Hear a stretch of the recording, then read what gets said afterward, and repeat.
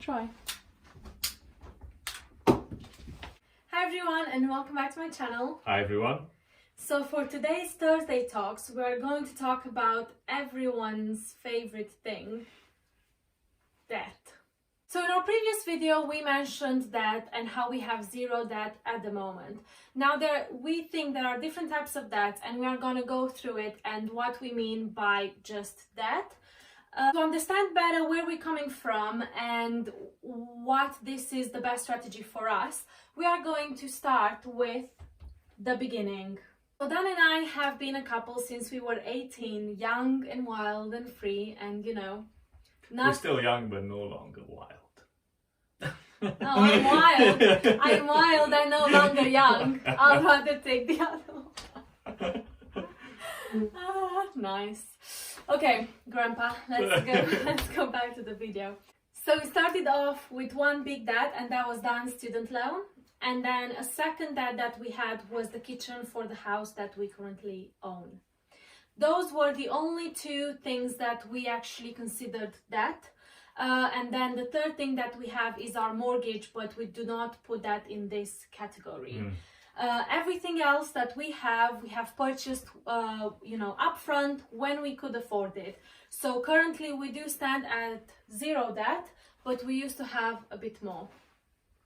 Okay, so basically our approach is no bad debt. So what we mean by that is we won't take a loan to pay for liabilities. So we would consider our liabilities things that depreciate, such as cars or holidays that we cannot afford, maybe even mobile phones. That's really our approach, our principle.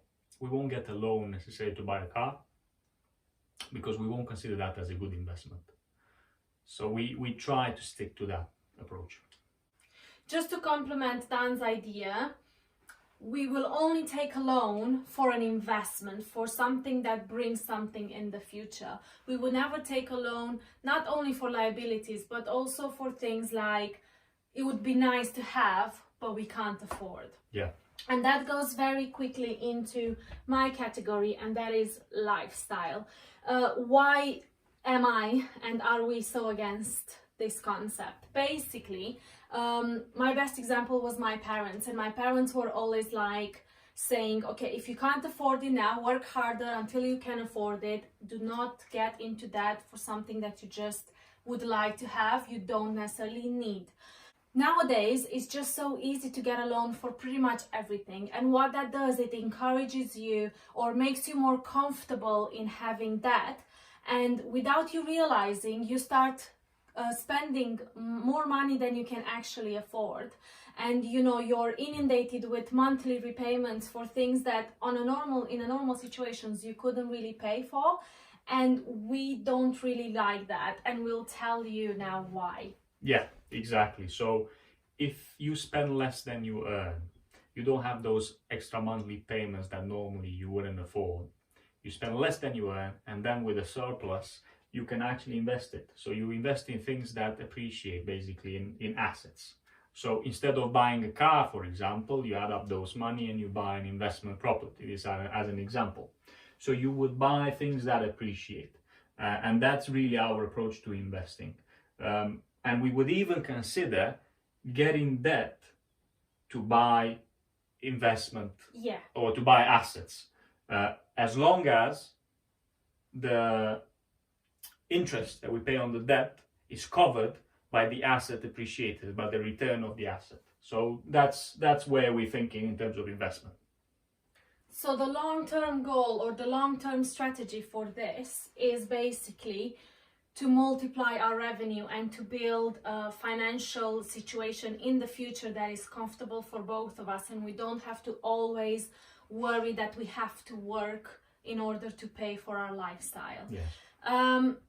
I want to say as well that this is our strategy. It's not an ideal strategy for everyone, but it is ideal for us. We are not very frugal either. We love shopping, some people more than others. We love to eat.